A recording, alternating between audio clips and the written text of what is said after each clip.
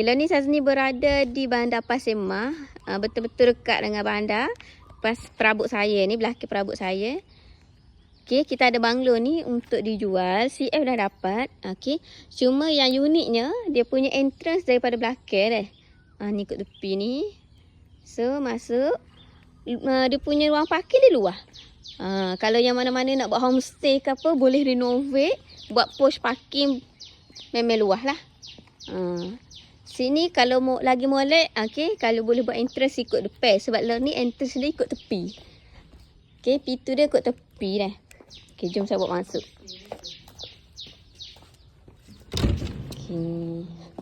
Okey, so semua latar mozaik dah. Okey, ni ruang tamu. Okey. Okey, so kita menuju ke dapur. Alright. Alright. So, kalau ke dapur ni comel dah, just nice je. Tidak terlalu besar untuk buat homestay. Boleh dah lah letak peti ais, letak induction cooker and sinki. Ini ada satu toilet. Okey. Tepi dia ni adalah bilik master. Bilik master tandah dia luar. Puas hatilah. Memang kalau selesa kalau nak mandi ke apa luar. Okey, ni bilik master. Dah ada plaster ceiling semua siap.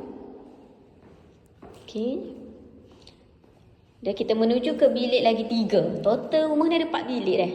Sini dia ada ruang boleh letak TV ataupun meja makan. Okey, sebab ada sliding door ni.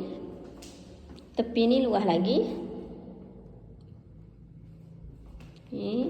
So bilik pun bukan sempit. Bilik dia luas-luas. Selesa.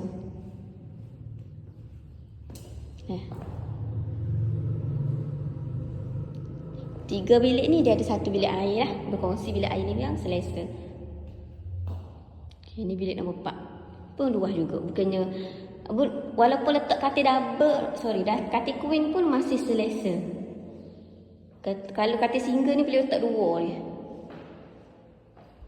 Okay. So kalau berminat boleh kontak Sazni.